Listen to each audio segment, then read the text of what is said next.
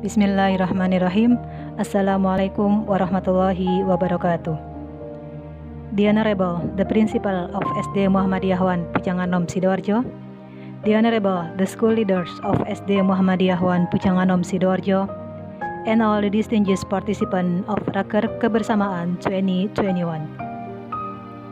First of all, let's say thanks to Allah Subhanahu wa Ta'ala for His mercy and blessing. So today we can participate in our annual meeting Raker Kebersamaan 2021 to make better education.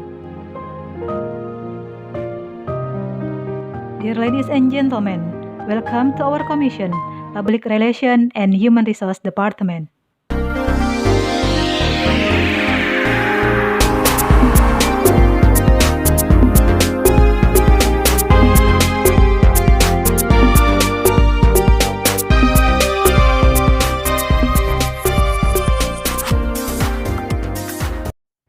Bapak Ibu yang kami hormati, kami mulai dengan menyampaikan hasil evaluasi program tahun lalu. Bidang SDM terlaksana 13% dan bidang humas terlaksana 28%. Angka atau presentasi ketercapaian sangat kecil karena kita tahu semuanya saat ini di masa pandemi, apalagi satu semester kemarin di awal-awal kita masih menyesuaikan diri dengan pandemi. Sehingga banyak sekali kegiatan-kegiatan kita ataupun program-program kita yang masih terhold. Tapi alhamdulillah sekarang kita sudah bisa mulai normal kembali meskipun dengan cara yang berbeda dengan sebelumnya. Dan mudah-mudahan program kerja tahun 2021 ini kedepannya bisa terlaksana sesuai dengan harapan dan berjalan dengan lancar. Amin. Baik Bapak Ibu yang kami hormati, bidang pertama yang akan kami sampaikan yaitu Public Relation atau Humas. Yang pertama, kerjasama dengan dunia usaha atau CSR untuk membina siswa berbakat seperti KONI atau Sparta. Jadi di sini CSR dalam bidang olahraga dan seni untuk menggali bakat siswa. Seperti mungkin KONI atau Sparta di bidang olahraga atau mungkin di bidang seni mungkin bisa dengan Cak Durasim atau yang lainnya.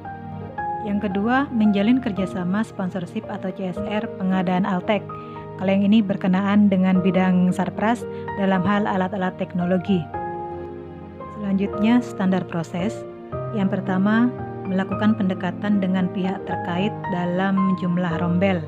Ini berkenaan dengan bidang kurikulum dan dinas-dinas yang terkait. Yang kedua, menciptakan well-being school. Well-being di sini banyak sekali cakupannya. Karena di sini yang kita bahas tentang perumasan, maka kami menggarisbawahi well-being di sini bagaimana kita harus memberikan pelayanan yang baik atau excellent service terhadap seluruh elemen masyarakat, baik itu wali murid ataupun tamu dinas ataupun non-dinas. Yang ketiga, mengumpulkan profil wali murid. Mudah-mudahan ini bisa segera terdokumenkan rapi karena selain sebagai database sekolah, ini penting sekali untuk kegiatan-kegiatan yang melibatkan wali murid seperti orang tua mengajar ataupun guru tamu dan lain sebagainya. Selanjutnya, masih di standar proses, ini adalah program tahun lalu yang tetap kita masukkan kembali di Raker tahun ini karena ini merupakan kegiatan rutin tahunan kita. Yang pertama ada Open Day. Kegiatan ini bisa dilakukan secara virtual maupun offline seperti semula jika keadaan sudah memungkinkan. Kemudian selanjutnya, mendatangkan tamu asing sekali dalam satu semester. Kegiatan ini juga terhold tahun ini karena adanya pandemi. Kemudian yang ketiga ada orang tua mengajar, kemudian family gathering dan parenting. Selanjutnya ada ISO sekolah, kemudian membentuk IKA Muhida, networking literasi, juga pembuatan maskot Muhida. Di sini untuk ISO sekolah memang ada beberapa tahapan sebelum menuju ISO-nya sendiri. Mungkin tahun ini kita bisa mulai dulu dengan mempersiapkan SDM dengan pembekalan tentang ISO dan juga dokumen-dokumen yang dibutuhkan nantinya. Oke, selanjutnya kita masuk ke standar pendidik dan tenaga kependidikan. Yang pertama, mencari dan menjalin kerjasama dengan lembaga pendidikan tinggi memberikan beasiswa pendidikan. Dalam hal ini beasiswa pendidikan untuk guru. Jadi bukan hanya untuk studi lanjut ke S2 maupun S3, tapi juga mungkin termasuk beasiswa short course atau pendidikan keahlian yang lainnya. Yang kedua, perekrutan karyawan sesuai dengan kebutuhan dan kompetensinya. Standar selanjutnya adalah standar pengelolaan. Yang pertama, membuat kegiatan yang melibatkan orang tua siswa. Seperti yang sudah kita lakukan sebelumnya, di antaranya kegiatan yang melibatkan orang tua siswa, yaitu orang tua mengajar di saat kegiatan bulan bahasa. Yang kedua, melibatkan peran serta alumni dalam pengembangan program sekolah. Ini juga sudah pernah kita lakukan dulu, seperti kelas motivasi ataupun kelas inspirasi. Kemudian yang ketiga, memperbanyak jaringan dengan lembaga lain, baik di dalam maupun di luar negeri. Kemudian yang keempat, menjalin kemitraan dengan ponpes atau boarding school atau sekolah lanjutan yang unggul. Nah, kalau kita sudah punya beberapa kerjasama dengan sekolah baik itu dalam maupun di luar negeri, mudah-mudahan tahun ini bisa terlaksana kerjasama dengan ponpes ataupun boarding school.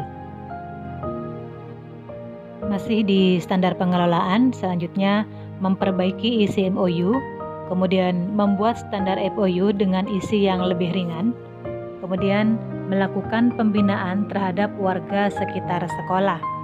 Jadi pembinaan di sini bisa diawali dengan salah satu 9 program UKS, di antaranya kebersihan, penghijauan, dan yang lainnya. Kemudian optimalisasi Muhida Care. Di dalam Muhida Care ini terdapat 2 kegiatan, yaitu Muhida Share dan Muhida Social Responsibility. Ini juga sudah dan sedang berjalan, mudah-mudahan kedepannya bisa lebih maksimal lagi. Kemudian memanfaatkan media sosial secara maksimal, mengoptimalkan web sekolah sehingga mudah diakses oleh masyarakat, optimalisasi humas sekolah, dan yang terakhir, optimalisasi marketing dan publikasi. Standar terakhir dari bidang humas yaitu standar pembiayaan. Yang pertama, melakukan studi banding atau berguru ke sekolah swasta yang sudah melaksanakan program tersebut. Program ini adalah maksudnya sekolah yang mempunyai program bidik misi untuk siswa-siswanya. Yang kedua, diberikan sosialisasi tentang perbankan kepada wali murid.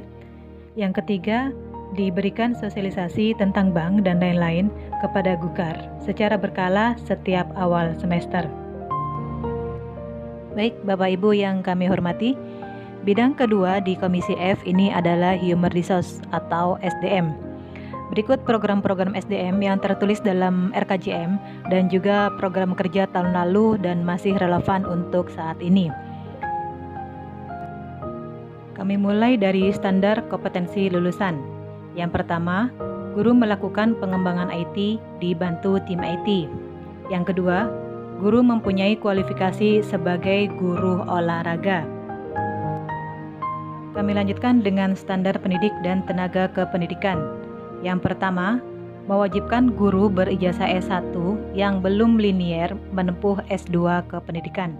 Nah, ini mumpung ada program beasiswa dari UMSIDA, meskipun nggak full tapi lumayan lah.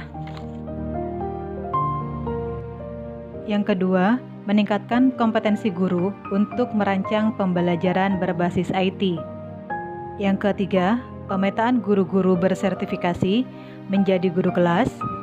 Peningkatan kompetensi guru merancang pembelajaran dan penilaian HOTS, perekrutan guru dan karyawan sesuai kebutuhan dan kompetensinya. Kemudian, guru membuat PTK sebagai syarat pengajuan GTY, karyawan membuat artikel sebagai syarat pengajuan PTY, mengirim pegawai untuk studi lanjut sebagai pustakawan, memiliki tenaga pustakawan yang bersertifikat, kemudian pelatihan IT, pelatihan bahasa Inggris, dan mengirim karyawan studi lanjut sebagai tenaga administrasi sesuai dengan bidangnya. Masih di standar pendidik dan tenaga kependidikan. Ini adalah program kerja tahun lalu dan kami masukkan di program kerja tahun ini. Yang pertama, personality training, kemudian pelatihan psikologi perkembangan anak, pembelajaran berbasis fitrah, rapat kerja, sinergi building untuk guru dan karyawan, dan pembinaan literasi dasar. Selanjutnya, standar pengelolaan. Yang pertama, mengikuti pelatihan kewirausahaan. Yang kedua, studi banding ke sekolah yang sudah mempunyai program entrepreneur. Contoh yang terdekat dengan kita, Sekolah Selamat Pagi Indonesia yang ada di Batu. Standar yang terakhir yaitu standar pembiayaan. Ada satu program yaitu menghadirkan motivator sedekah. Baik, Bapak Ibu yang kami hormati, demikian tadi pemaparan dari kami dari Komisi F bidang Humas dan SDM. Terima kasih. Billahi taufik wal hidayah. Wassalamualaikum warahmatullahi wabarakatuh.